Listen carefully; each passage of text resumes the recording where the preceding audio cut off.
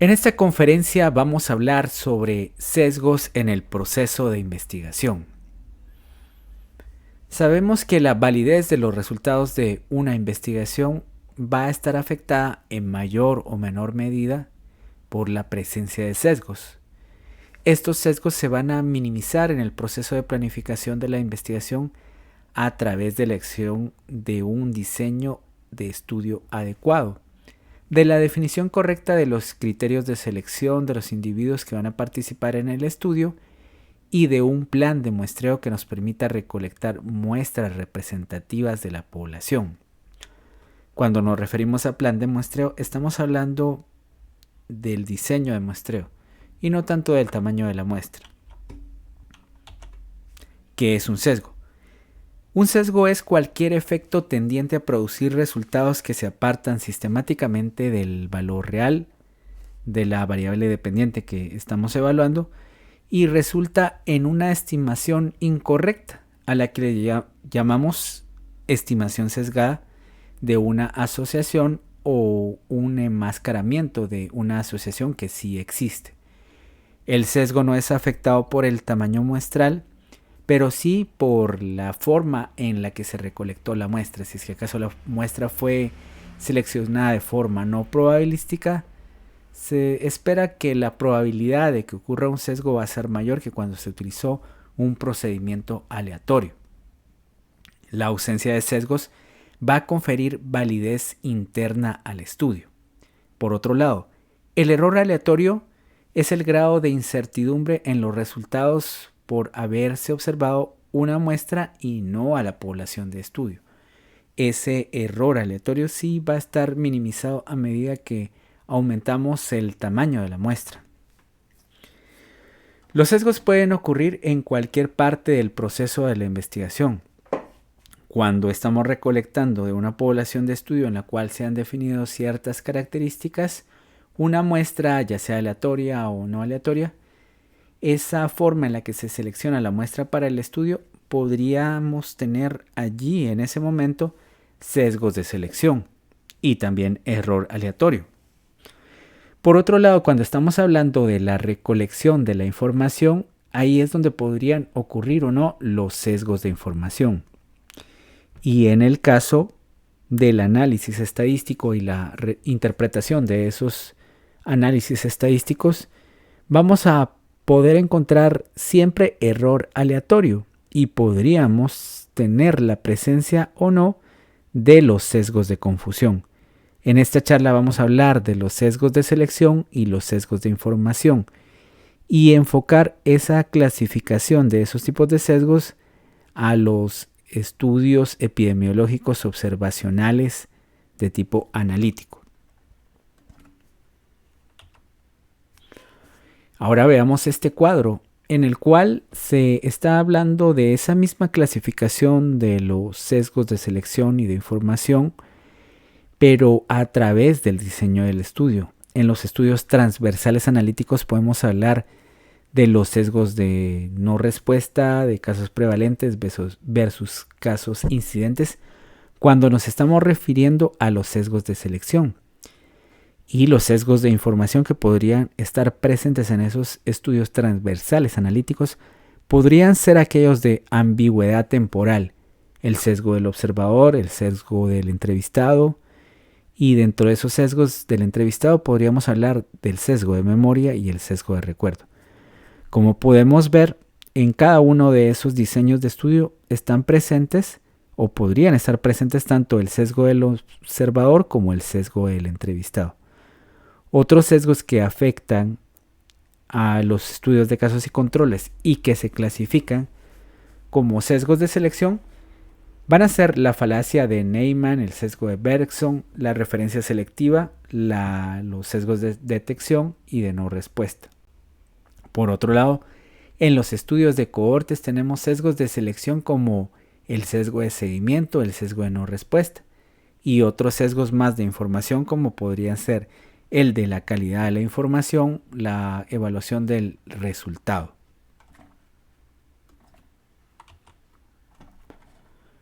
Ahora vamos a ver este otro cuadro, en el cual se muestran las situaciones en las que pueden ocurrir los sesgos de selección e información.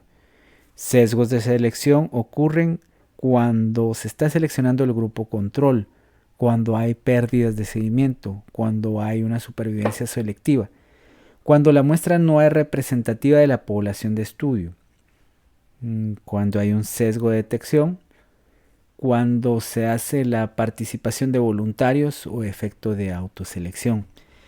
Debemos de recordar que el sesgo de información o esos sesgos de información van a estar implícitos o podrían estar implícitos en los estudios de cohortes y de casos y controles, pero de una forma diferente, y lo veremos más adelante. Además vamos a ver este cuadro en el cual vemos cómo la presencia de sesgos podría limitar la validez del estudio. Veamos este ejemplo. La medición de la variable de respuesta es sensible y específica. Ahí podríamos estar hablando de un sesgo de información y en algunas ocasiones puede estimarse su magnitud haciendo una corrección de estos estimadores una vez finalizado el estudio. Si por ejemplo estamos realizando un estudio en el cual se quiere determinar la prevalencia de resistencia a la insulina y se están utilizando dos métodos diferentes para hacer la detección de la resistencia a la insulina, pensamos en un modelo OMA-IR y también en el uso de la hemoglobina glicosilada. Estos métodos van a tener diferentes sensibilidades, por lo tanto podemos identificar ahí un sesgo. De la misma manera, si queremos evaluar la prevalencia de fibrosis hepática y estamos utilizando un instrumento que se refiere más que todo al riesgo de fibrosis hepática y por otro lado un método invasivo y otro método de imágenes, ahí tenemos diferentes sensibilidades que podrían estar afectando la validez del resultado que vamos a obtener al final del estudio. Por otro lado, veamos este ejemplo. El ejemplo en el que nos preguntamos si todos los participantes tienen la misma probabilidad de haber recibido la intervención o haber estado expuestos al factor de estudio. Y esto va a tomarse en cuenta para determinar si podrían haber o no sesgos de selección. En los ensayos clínicos, una forma de evitar los sesgos de selección es la asignación al azar. Y la asignación aleatoria regularmente va a hacer de que la distribución de las características de los grupos de comparación se den de forma equitativa. De manera que vamos a asegurar de que los grupos son comparables. Y así podemos ver otras preguntas y observaciones que nos permitirán entender si estos sesgos se pueden minimizar a través del diseño de la investigación. Primeramente nos vamos a referir a los sesgos de selección. ¿Y cuáles son los sesgos de selección? Son aquellos que ocurren cuando la forma en que fueron seleccionados los grupos de comparación, es decir, expuestos o no expuestos para los estudios de cohortes, casos y controles para los estudios de casos y controles, es tal que hace parecer que existe asociación entre variables cuando en realidad no existe, o que no existe asociación cuando en verdad existe. Ocurren en numerosas circunstancias relacionadas con la forma de identificar y seleccionar a los sujetos de estudio. Pensemos, como se dijo al inicio de la charla, que cuando estamos utilizando métodos de muestreo no probabilísticos es más probable que ocurran estos sesgos. Una estimación inadecuada del tamaño del efecto de una asociación también puede deberse a efectos de sesgos de selección. Pero en la segunda parte de esta charla hablaremos de los sesgos de confusión, que se van a minimizar su efecto durante el proceso del análisis estadístico. Veamos un ejemplo de sesgo de selección cuando estamos hablando del grupo de comparación. Se evalúa la letalidad en un grupo de pacientes con VIH, a los que se les aplicó una estrategia de tamizaje temprano para infecciones oportunistas, en el periodo de 2015 en adelante, con la idea que diagnosticarse de forma temprana estos eventos va a disminuir la cantidad de pacientes fallecidos. Por cuestiones éticas, esta estrategia se va a aplicar a todos los participantes o pacientes que inicien una atención en una clínica a partir de 2015, por lo cual se elige como grupo de comparación una cohorte histórica de pacientes anteriores a 2015, donde no se utilizaba esa estrategia de diagnóstico temprano. Como puede indagarse, ambos grupos podrían ser o no comparables. Posiblemente los pacientes atendidos a partir del año 2015 cuenten no solo con mejoras en la forma en la que se diagnostican, sino también en otros aspectos del tratamiento farmacoterapéutico que están recibiendo, el manejo médico y otros aspectos. Así que las diferencias en la letalidad en ambos grupos, si es que se encuentran, no se van a poder atribuir únicamente a la estrategia de un diagnóstico temprano. Se sabe que a medida que ha aumentado el conocimiento de la enfermedad del VIH y de las estrategias para poder tratar a estos pacientes, se cuenta actualmente con antirretrovirales que son más efectivos y más seguros. De manera que en este estudio, si se realiza de esa manera, pues identificamos desde el principio ese sesgo. Veamos este otro ejemplo. Se desea evaluar si el ejercicio físico es un factor protector para osteopenia en personas mayores de 50 años y para ello se evalúan a dos grupos. Un grupo expuesto que está compuesto por 50 individuos que realizan alguna actividad física de forma constante y otro grupo correspondiente a 100 individuos que no realizan actividad física en lo absoluto o no lo hacen de forma constante. En ambos grupos se va a evaluar la prevalencia de osteopenia y se va a calcular las razones de prevalencia para estimar el tamaño del efecto. Sin embargo, al comparar las características basales, como podemos ver en este cuadro, la edad promedio parece ser equivalente en ambos grupos, pero el sexo femenino no. En el grupo que realiza ejercicio físico, el 60% son mujeres, y en el grupo que no lo realiza, el 35% son mujeres. Vemos que hay una diferencia significativa en la distribución de esta característica. Y si al final del estudio se concluye que el ejercicio carece de efecto protector para osteopenia, la respuesta podría no ser válida, debido a que en el grupo en el que se está realizando el ejercicio físico de forma constante, ahí hay un mayor porcentaje de mujeres, que se sabe que las mujeres pues podrían tener un mayor riesgo de osteopenia. Por otro lado, si por el contrario se observa un efecto y se cuantifica a través de una razón de prevalencias, por ejemplo un RP de 0.80, este tamaño del efecto estaría siendo infravalorado por la misma razón de la frecuencia de mujeres que hemos encontrado en el grupo expuesto. Veamos un ejemplo de sesgo de muestreo, que no deja de ser un ejemplo de sesgo de selección. Se desea estimar la calidad de vida de un grupo de pacientes con diabetes mellitus en la consulta externa de un hospital. En la práctica, la atención de casos con un mal control de glicemia, es decir, los casos más complicados, son atendidos los días jueves y viernes en esa clínica. El muestreo se realiza por conveniencia los días que el investigador tiene disponibles para realizarlo. Esto podría ser jueves y viernes. El investigador llegará a estimar niveles de calidad de vida bajos debido a que solo tomará a los casos complicados y únicamente toma esos días las muestras. El muestreo no probabilístico es una fuente potencial de sesgo de muestreo. Por lo tanto, debemos de conocer cuál es la dinámica de los servicios, de los contextos donde hemos de recolectar las muestras. Y definitivamente, si se realiza un muestreo no probabilístico, se corre el riesgo de no recolectar una muestra representativa. Ahora veamos ¿Cuáles son los sesgos de información? Los sesgos de información se producen cuando la información sobre el factor de estudio o la variable de respuesta es errónea o se recoge de forma sistemáticamente diferente entre ambos grupos de estudio.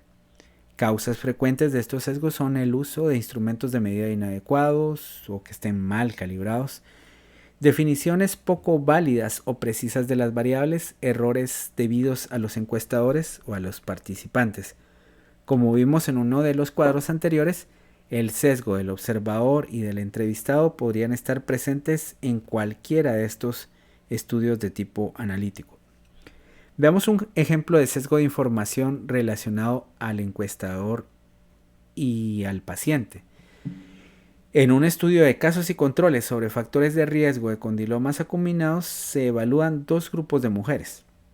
Aquellas que tienen lesiones son los casos y las que no las tienen los controles. Como el investigador conoce quiénes son los casos, podría ser que busque con más ahínco hacer preguntas sobre los aspectos de la vida sexual, como por ejemplo si han tenido prácticas sexuales de riesgo, promiscuidad, etc. Es decir, factores conocidos de infección de transmisión sexual en los casos más que en los controles. En el caso de los pacientes, ellos también podrían estar proporcionando una información que sea no relevante o que no atienda a la realidad y por lo tanto van a haber sesgos. Ellos tienden a dar respuestas que son políticamente, socialmente o moralmente correctas, o darán respuestas para congraciarse con el encuestador. Por ejemplo, en un estudio de diabetes, una persona podría negar que fuma o que podría negar que no es resistente a los tratamientos que se le están administrando, dado que él sabe que eso está relacionado con conductas que comprometen su salud. Veamos este ejemplo, que son los tipos de estudios y el sesgo en el momento en el que ocurre. Para los estudios transversales, el sesgo de selección podría ocurrir en la forma en la que se seleccionan los sujetos o la presencia de una no respuesta. Para el caso de cohortes históricas, un sesgo de selección puede ocurrir cuando la exposición y la enfermedad han ocurrido en el momento de iniciarse el estudio. Estamos hablando de que esto es más un estudio transversal analítico, si ocurre esto, que un estudio de cohortes. Si estamos hablando en ese mismo diseño de sesgos de información, podemos referirnos a ellos cuando una persona no recuerda haber estado expuesto a cierto factor de riesgo. Esto es el sesgo de memoria. Veamos un ejemplo más de sesgo de información. Si se comparan dos grupos en los que se han diagnosticado anticuerpos para cierta enfermedad infecciosa, el uso de pruebas de distinta sensibilidad y especificidad en ambos grupos va a dar resultados erróneos. Y ahora vamos a analizar esos tipos de sesgos según el tipo de estudio analítico con el que estemos trabajando. ¿Qué ocurre cuando estamos trabajando con estudios de cohortes? Por ejemplo, un sesgo de seguimiento. Estos ocurren cuando las personas que se pierden durante el seguimiento difieren de las que no abandonan ese estudio por variables que van a estar relacionadas con el factor de estudio y la variable de respuesta. Veamos aquí un ejemplo. En un estudio de cohortes se sigue a un grupo de sujetos fumadores y otro de no fumadores para comparar en ellos la incidencia de cáncer de pulmón. Durante el periodo de estudio es muy probable que se produzcan pérdidas de seguimiento con mayor frecuencia en la cohorte de fumadores debido a la aparición de problemas de salud que se relacionan con el consumo excesivo de tabaco. Eso podría ser un mayor número de funciones por infarto al miocardio. Si no se tiene en cuenta este hecho, se va a producir un sesgo en la estimación del riesgo de cáncer de pulmón asociado al consumo de tabaco, ya que probablemente los sujetos más expuestos, o sea, los que fuman más, habrán presentado otros problemas de salud relacionados, de forma que la incidencia de cáncer se estimará en un grupo de sujetos que estarán menos expuestos que la cohorte inicial. Y así podemos ver Otros sesgos que afectan a los estudios de cohortes, como los sesgos de falta de respuesta, el sesgo en la evaluación del resultado. Y aquí vamos a ver un ejemplo. Se realiza un estudio de cohortes en el que se comparan dos tipos de analgesia, una convencional y otra multimodal. Si el investigador supone que las personas que reciben analgesia convencional van a experimentar más dolor postoperatorio y conoce qué pacientes pertenecen a ese grupo, es posible que el investigador tienda a buscar de una forma más activa la presencia de dolor moderado o severo en el grupo que recibió la analgesia convencional. Podemos tener también sesgos de calidad de información. Estos ocurren cuando la información varía sistemáticamente entre los grupos expuesto y no expuesto. El sesgo observador, que consiste en que los investigadores pueden introducir sesgos cuando registran sus observaciones de forma subjetiva, atribuyendo posibles respuestas o conductas a las personas por tener prejuicios hacia ellas. Veamos ahora qué sesgos podrían ocurrir en los estudios de casos y controles. En los estudios de casos y controles es común el sesgo de Bergson. Cuando se realiza un estudio de casos hospitalarios, ocurre que el grupo no es representativo de la población que posee la enfermedad, ya que no todos los sujetos con la enfermedad necesariamente llegan a un hospital. Esto ocurre generalmente cuando estamos hablando de personas que tienen enfermedades crónicas y sobre todo esas enfermedades crónicas en las cuales podrían ya tener la enfermedad y cursar con una ausencia de síntomas, podría ser la hipertensión o el VIH. Definitivamente es el hecho de que un paciente esté en un hospital y esté recibiendo una terapia por la gravedad de la enfermedad, lo va a diferenciar de otro paciente que podría estar diagnosticado pero que no está recibiendo ningún tipo de atención hospitalaria o que simplemente no esté diagnosticado. Comparar a personas de un hospital, de una institución de salud, con personas que no asisten a una clínica, eso podría estar relacionado con la falacia de Bergson, el sesgo de Bergson. La falacia de Neyman, por su parte, ocurre cuando se mezclan y analizan por igual los casos prevalentes y los casos incidentes. En casos incidentes y prevalentes, la exposición de interés es distinta. Si hablamos de referencia selectiva, estamos diciendo aquellos sesgos que ocurren cuando un grupo de expertos realizan la selección de los sujetos del estudio, lo cual resulta en una selección sesgada, subjetiva de los sujetos, sobre todo cuando se seleccionan de esta forma a los sujetos del grupo control. Y así podemos encontrar también los sesgos de detección diferencial, los sesgos de no respuesta, los sesgos de mal clasificación diferencial y de mal clasificación no diferencial en los estudios de casos y controles.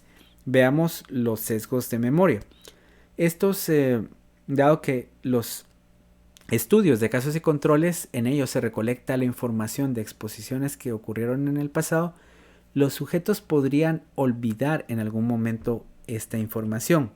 Y por otro lado, el sesgo de recuerdo, que no es lo mismo, ocurre cuando el estado de enfermedad de los sujetos de estudio los hace ser más sensibles para recordar acontecimientos que pueden exagerar o modificar buscando una respuesta a su estado de salud.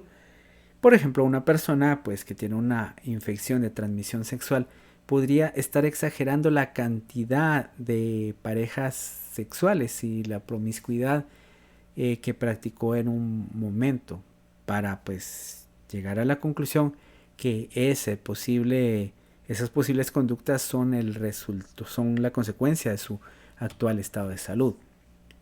Finalmente, vamos a ver los sesgos que podrían estar ocurriendo en los estudios transversales analíticos. Ambigüedad temporal. Dado que la enfermedad y los factores de riesgo se evalúan al mismo tiempo, se desconoce qué ocurrió primero en el tiempo, si la enfermedad o la exposición.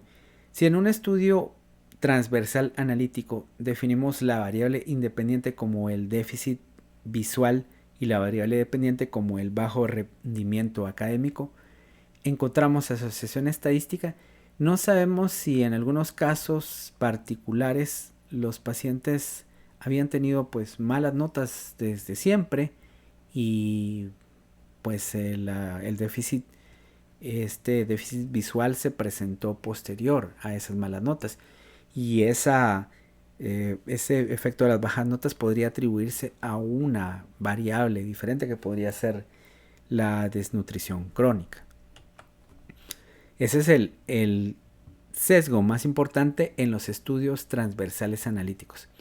También puede darse el sesgo de casos prevalentes frente a casos incidentes.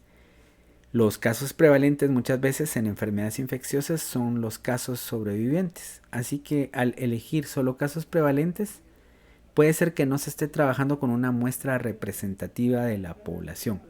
Aquí también podríamos estar hablando de esos estudios que se realizan en pacientes con cáncer. Sesgo del entrevistador, pues obviamente va dirigido a la forma en la que recolecta la información de los pacientes. El sesgo del entrevistado, que corresponde a qué es la información que nos está dando el entrevistado, si es una información real o no lo es. Y bueno, con esto hemos visto los sesgos de selección y de información que podrían estar implícitos cuando no hemos tenido el suficiente detalle para el diseño de un estudio y el diseño de muestreo, así como no se ha realizado pues una correcta selección de los métodos que se van a utilizar para la recolección de los datos.